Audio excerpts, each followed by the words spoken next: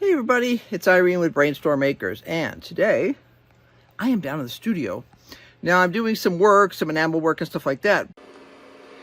Trying to make some progress today, lots to do. I've got a bunch of pendants that need to be completed.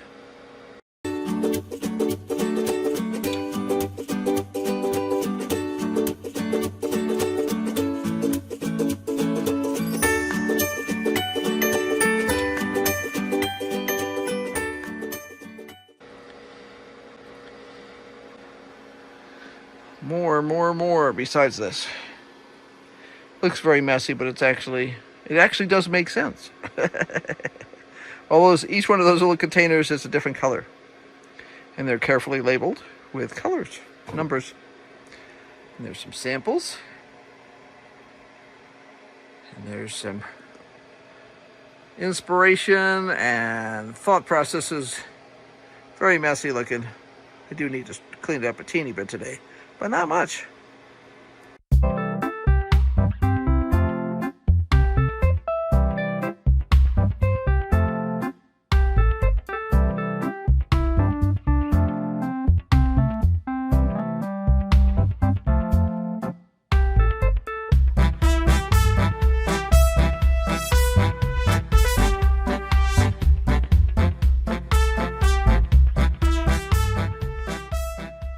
Today, I am down in the studio.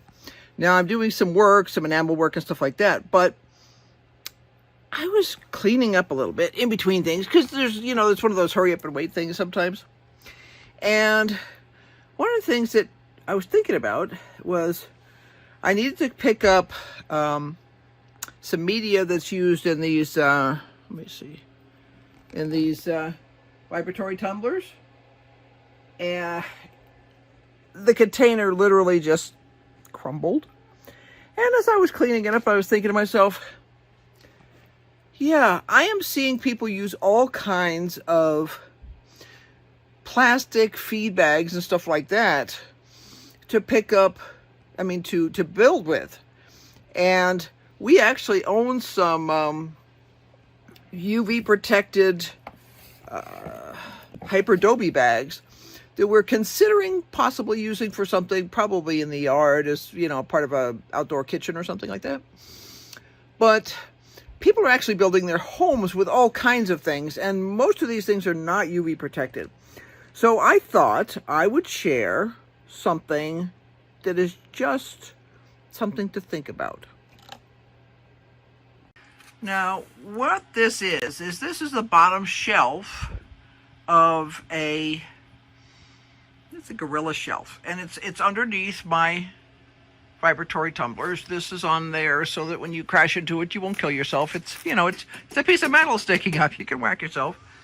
And there's the water source for one of the vibratory tumblers and stuff like that.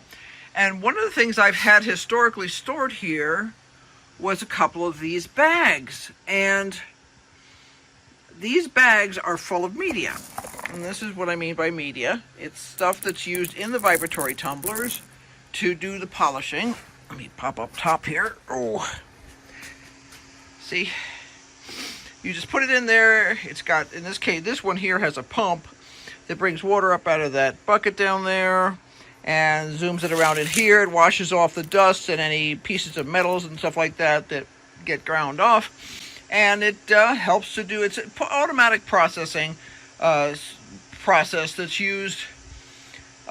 You wouldn't believe what percentage of the things around your house are polished this way, at least at certain times if in their manufacturing cycle, if they're made out of metal. So anyway, and you can actually polish other things too. But under there used to be a bag, and it looked pretty much just like that bag. Nothing fancy. It just contains a whole bunch of that media. But that bag has literally disintegrated.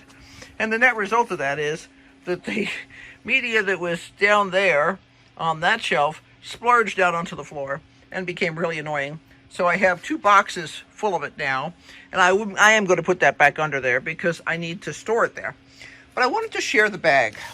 Now, there is a window here It's way over there.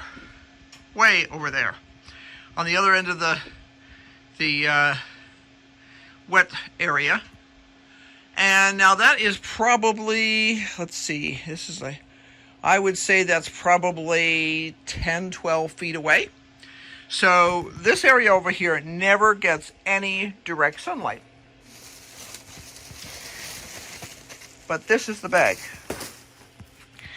It has literally crumbled apart.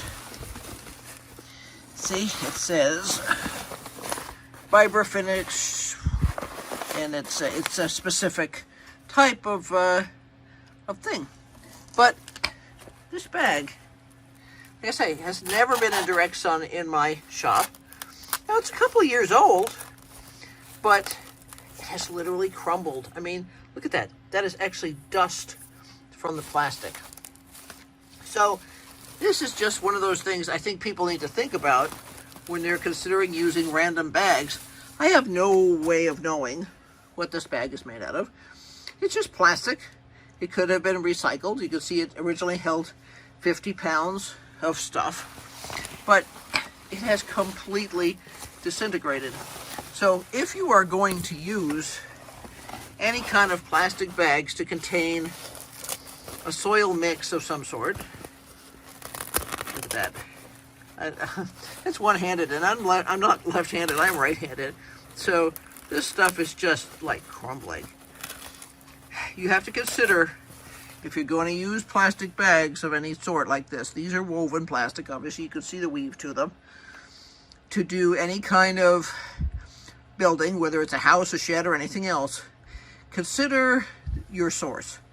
If you have no idea what that bag is made out of, you need to be careful, because this can happen. Now, even if I had built a building with this and completely plastered it, it's quite possible that that plastic is still disintegrating inside the wall, which means if you're relying on the plastic itself for structural integrity, it's just not going to be there. And, you know, you have to consider, if you put all that time and effort in, do you want something to be less stable than you would like it to be? And there's no way to know whether it would actually fall down or not, but I just have to say, if I'm going to spend a whole stack of time building something, I have to ask myself, do I want to risk it? So just think about it, just consider it. I'm not saying that building with any kind of earth bags is a bad thing, but this is what happened to a bag that was sitting in my studio, has never been in direct sunlight, and yet, not since I've had it, and I've had it for quite a few years now, less than 10, and probably about, I'm guessing actually 5 or 6. But still, this is in a building. This does not get direct sunlight, and yet it has still disintegrated. So just think about it. Just make sure you know what you're doing, because it would be a total tragedy to put in a ton of work only to find out that the plastic you used has completely disintegrated inside the wall and is no longer providing any kind of structural stability for your building.